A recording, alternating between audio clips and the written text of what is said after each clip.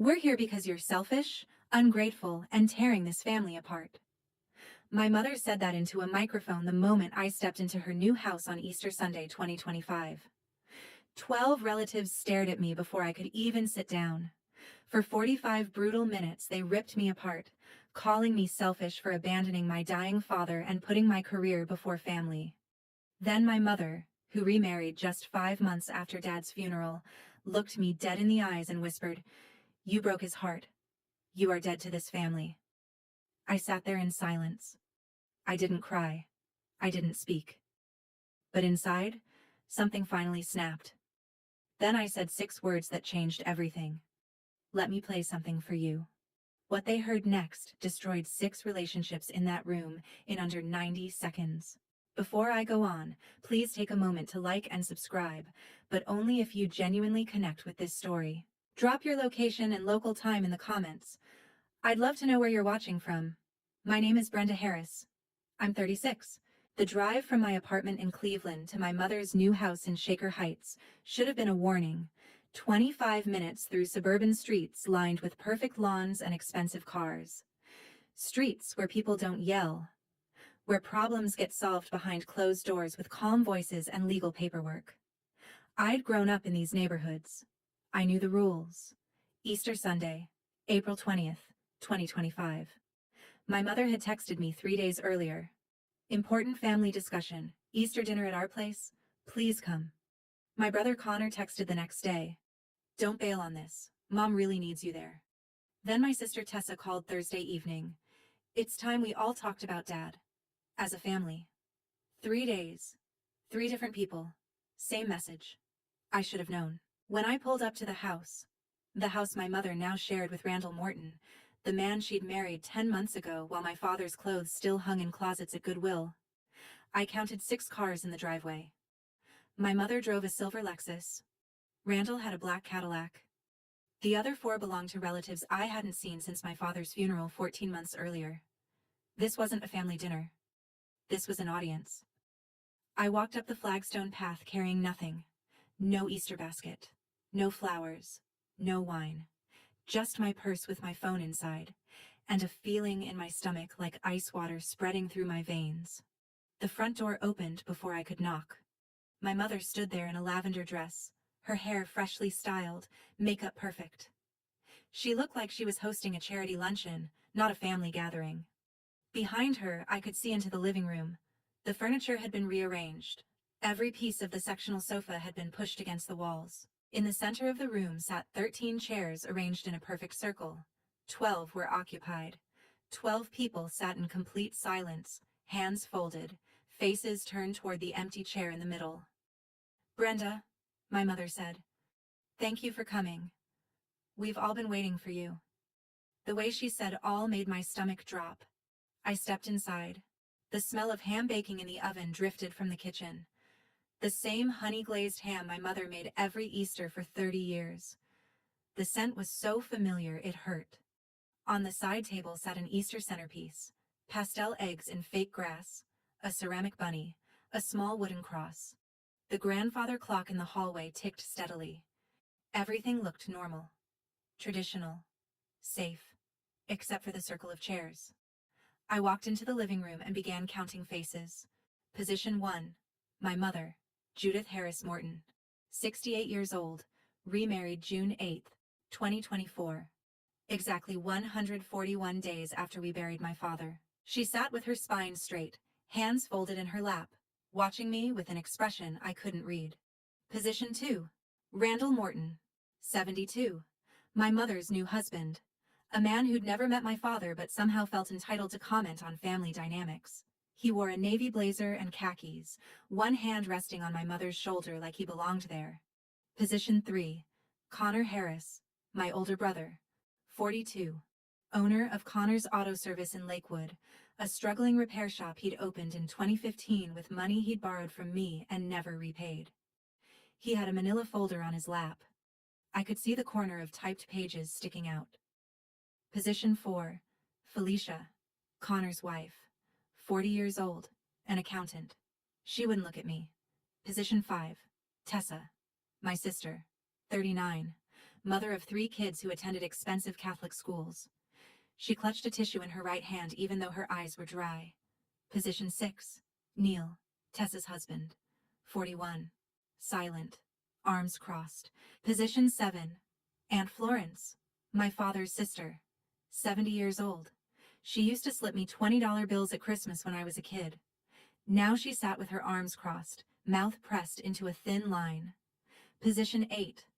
Uncle Stanley, my father's brother, 66, a semi-retired lawyer. He'd always been kind to me. Now he looked like he was sitting on a jury. Position 9. Lance, Uncle Stanley's son, my cousin, 38. He was checking his phone, barely paying attention. Position 10. Aunt Donna, my mother's sister, 65. She'd brought a church bulletin. I could see it in her purse. Position 11. Uncle Hugh, my mother's brother, 63. He'd never liked me. The feeling was mutual. Position 12. Simone, cousin Simone, Aunt Donna's daughter, 34. She looked uncomfortable, like she didn't want to be here but didn't know how to leave. Position 13. Empty. A dining room chair, lower than all the others. The chair wobbled slightly on an uneven leg. My mother pointed to it. "That's yours," she said. I could have left. Should have, probably. But I wanted to hear what they'd prepared. I wanted to know exactly what narrative they'd constructed, what lies they'd agreed upon. So I walked to the center of the circle and sat down in that wobbly chair. The ham timer beeped in the kitchen. No one moved to check it. Connor opened his manila folder. I saw 3 pages stapled together, single-spaced text, certain passages highlighted in yellow. He'd prepared a document. He'd actually typed it up, printed it, brought it with him. "I've made a list," he said. He put on reading glasses, expensive frames I didn't recognize. "This should take about 45 minutes. That's when I understood. This wasn't a conversation, this was a trial, and I was the defendant. Connor read from his document like a prosecutor presenting evidence. "December 2020, he began. "Dad's birthday. You didn't even send a card." I remembered that day. My father had been in Willowbrook Senior Living for 4 months. He no longer knew what month it was, couldn't remember his own birthday. I'd spent 3 hours with him that afternoon, playing his favorite Johnny Cash songs on my phone while he stared out the window. But Connor wouldn't know that. Connor had visited exactly twice that entire year. He looked up from his paper. "How do you explain that, Brenda?" I didn't answer. I'd decided in the car that I would sit and listen. Let them perform. Let them say everything they needed to say. Because I knew something they didn't know I knew. Connor continued reading. May 2021. Missed a family meeting about care decisions. July 2021. Didn't answer when mom called 3 times in one day. September 2021. Refused to attend a facility tour for a better placement option. November 2021. Declined to contribute to holiday expenses. Each accusation was specific, dated, highlighted. He'd built a case. When Connor finished his 3 pages, he looked to Tessa. "Your turn." Tessa's performance was more emotional than Connor's legal approach. She dabbed at her eyes with the tissue even though no actual tears fell. Her voice cracked in the right places. "He asked for you, Brenda," she said. "In the hospital. 3 days before he died. January 3rd. He said your name and you weren't there. You were in Cleveland. Working." I was in Cleveland. At the hospital where I work as a physical therapist, helping a 17-year-old girl learn to walk again after a car accident. But yes, I was working. Because I'd already used every hour of PTO I had to sit with my father during his final months.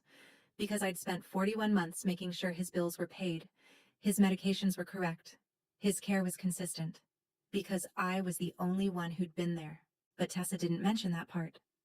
Neil, Tessa's husband, added quietly, "She's been crying about this for months. You broke her heart." Next was my mother. Judith Harris Morton stood up. It was a theatrical choice.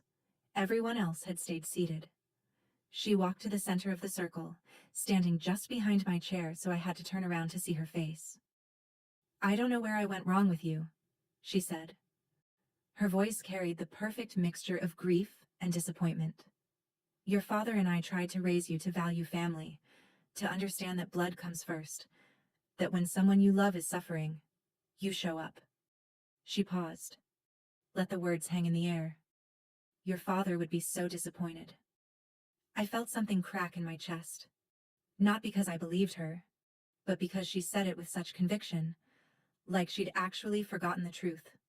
Like she'd rewritten history so thoroughly in her own mind that she believed this version. Randall spoke for the first time. His voice was measured, calm, almost clinical. "Sometimes love means sacrifice," he said. "Your mother knows that. Your father knew that. Maybe it's time you learned it too." A man who'd never met my father, who'd been dating my mother while my father was still alive, still suffering, still asking where his wife was. This man had the audacity to lecture me about sacrifice. Aunt Florence leaned forward next.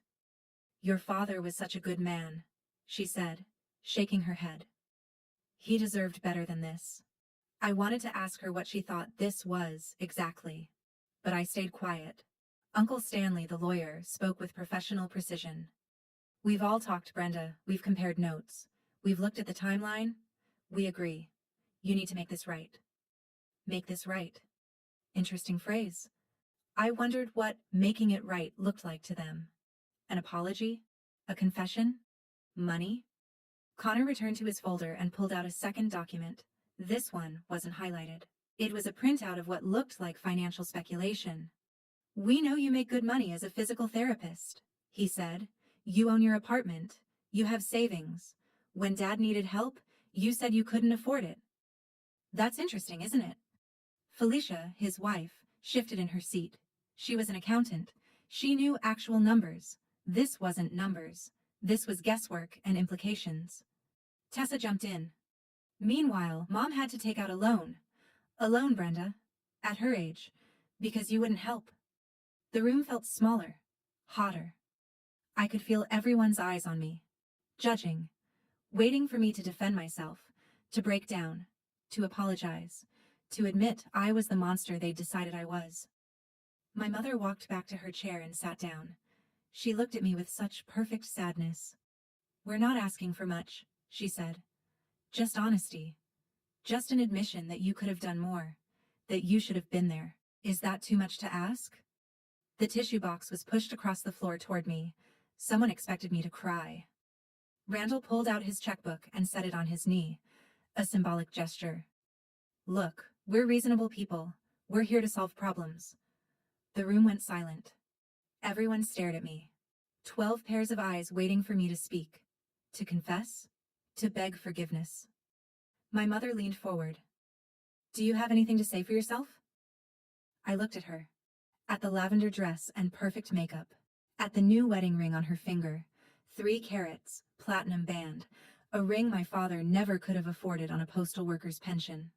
I looked at Connor with his typed accusations, at Tessa with her dry eyes and damp tissue, at Randall with his checkbook and his confidence, and I said nothing.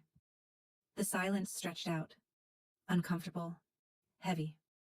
My mother tried again. "Brenda, we need to hear from you. We need you to take responsibility." I reached into my purse, slowly, deliberately. My fingers closed around my phone. An iPhone 11 with a cracked screen and a battery that barely held a charge. A phone I'd kept even after upgrading because it had something on it I'd almost forgotten about. Something I discovered 6 months ago while going through old files. I stood up from the wobbly center chair. A power move. I was no longer sitting below them, looking up. I was standing at eye level with the circle. I held the phone at chest level, and I said 6 words that changed everything. Let me play something for you. To understand why those 6 words destroyed my family, you need to understand how we got there. You need to know what happened in the years before that Easter Sunday. Before the circle of chairs, before my mother remarried, before my father forgot my name. It started in March 2018. My father, Howard Harris, was 65 years old. He'd retired from the Postal Service 2 years earlier after 38 years of sorting mail and delivering packages in rain, snow, heat, and holidays. He'd been looking forward to retirement, golf, woodworking, time with grandkids. Instead, he started forgetting things. February 2018, he lost his car in a parking lot. Spent an hour walking the aisles of a Walmart lot before calling my mother, panicked, asking where he'd parked. March, he forgot my niece Olivia's name at her 14th birthday party. Called her Sweetie instead, because he couldn't remember which granddaughter she was. April 2018, my mother took him to the Cleveland Clinic. Dr. Patricia Hoffman, a neurologist, ran tests, memory assessments, brain imaging, blood work.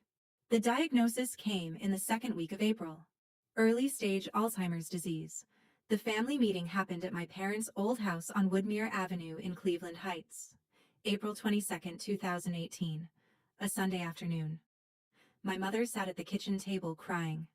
My father sat next to her looking confused and scared. Connor, Tessa, and I gathered around them like we were kids again, waiting for instructions on how to handle this new reality. Dr. Hoffman had prescribed Aricept, told us the disease would progress, slowly at first, then faster. Said we should prepare for care needs, legal documents, power of attorney, healthcare directives. Eventually, facility care. Connor spoke first. "I've got the business to run," he said. Connor's auto service had just opened 3 years earlier. 4 employees, constant cash flow problems, competition from chain shops. "You understand? I want to help, but I'm stretched thin." Tessa nodded. "The kids are in school. Neil's job is demanding. It's complicated." Olivia was 7 years old then. Mason was 4. Lily hadn't been born yet. They both looked at me. Single. No kids. Physical therapist with a flexible schedule. I was the obvious choice. "I'll coordinate care," I said. Connor hugged me.